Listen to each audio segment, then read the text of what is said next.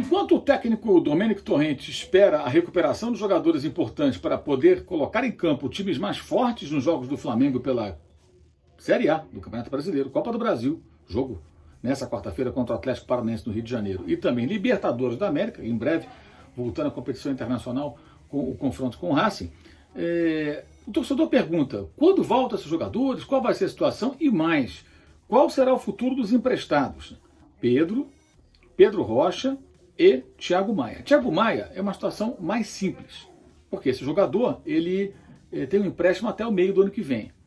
Pedro tem tudo já mais ou menos acertado, documentado, o valor da multa, quanto o Flamengo tem que pagar, só que o clube tenta prorrogar o empréstimo até o meio do ano que vem, que ele ganharia mais tempo para capitalizar e poder quitar ali os valores.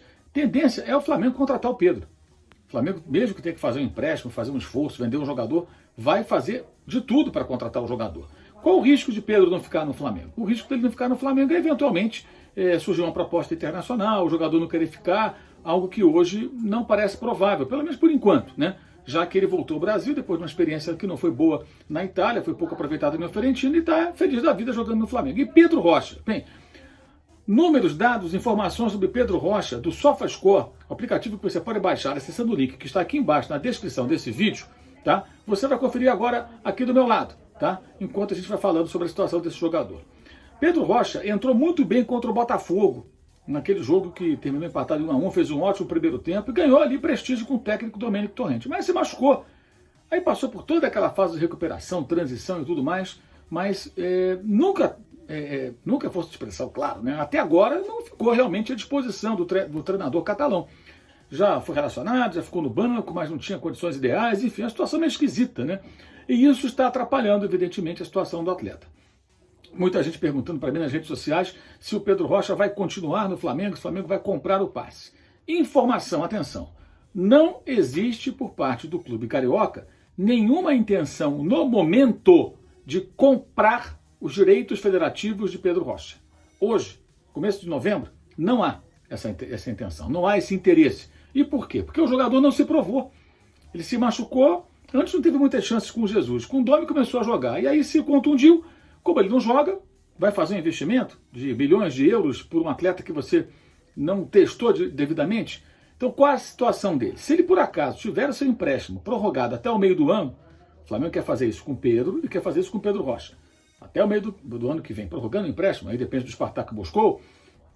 Aí, claro, ele pode jogar mais um semestre, pode sair bem e o Flamengo no meio do ano que vem resolver tentar sua contratação em definitivo. Hoje, essa intenção não existe. A prioridade é contratar o Pedro, o centroavante, o que está mais encaminhado pelos documentos do empréstimo lá atrás.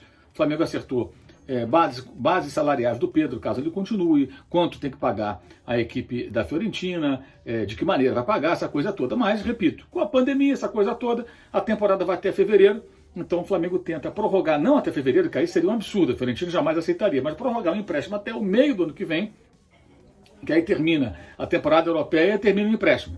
E aí, nesse intervalo de tempo, o clube tenta se organizar, capitalizar para poder pagar à Fiorentina aquilo que deve pagar para ficar com o jogador em definitivo. Então, a tendência é essa. Hoje, Pedro, primeiro da fila. Pedro Rocha, não. Pedro Rocha está ali, naquela, né? Quando voltar a jogar, dependendo do que fizer, pode ganhar pontos. E Thiago Maia é só para o meio do ano que vem. Então, o clube tem mais tempo para trabalhar a aquisição definitiva desse jogador, que hoje interessa, mas não é algo para ser solucionado nesse momento, porque há tempo suficiente para se buscar essa contratação, para resolver essa questão. Bem, do Flamengo vamos até o Palmeiras, né? Situação do Palmeiras. Quando foi contratado o técnico Abel Ferreira, até escrevi sobre isso no meu blog no All Sport, o link está aqui embaixo na descrição do vídeo, muita expectativa sobre como se comportará o time do Abel Ferreira. Você vê também aqui do meu lado algumas estatísticas do PAOK, time grego, que vinha sendo dirigido pelo Abel Ferreira, estatísticas do SofaScore, aplicativo que você pode baixar acessando o link que está aqui embaixo na descrição do vídeo.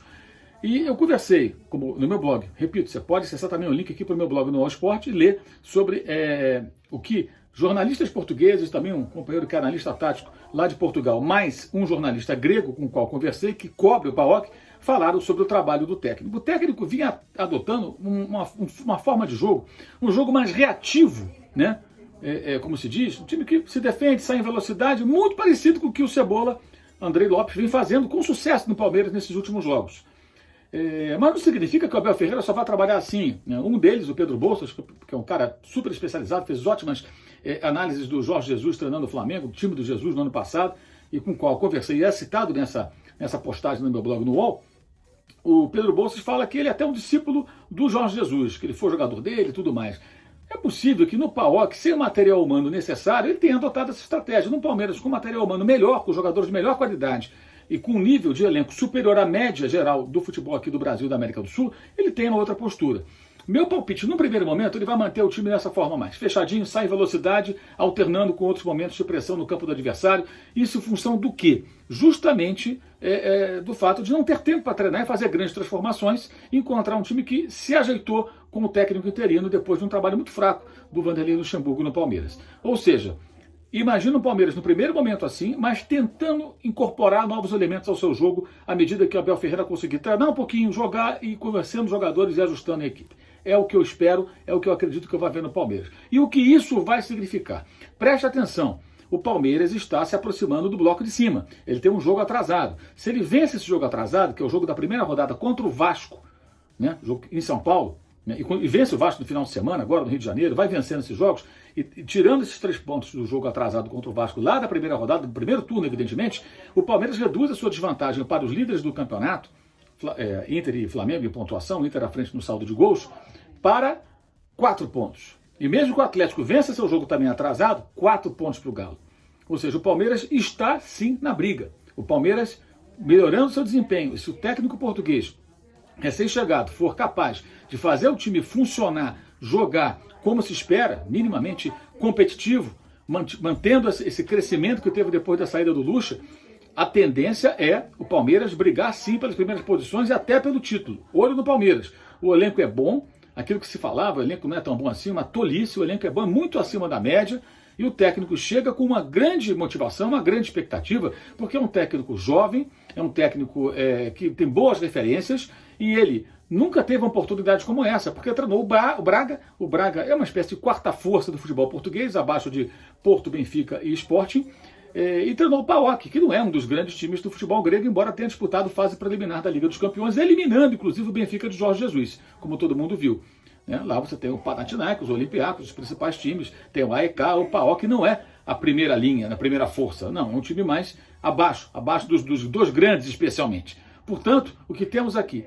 Um Palmeiras novamente competitivo, que encontrou uma forma de jogar, que não basta, porque nem todo time vai oferecer campo para contra-ataque, como ofereceram o Red Bull Bragantino do Maurício Barbieri e o Atlético Mineiro do Jorge Sampaoli.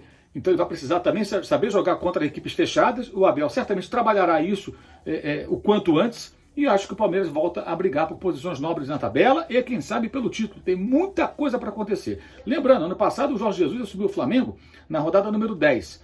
Tinha 8 pontos de desvantagem, né? Chegou na 10ª rodada, 8 pontos atrás do líder, e conseguiu ganhar com sobras, faltando 19 rodadas, né?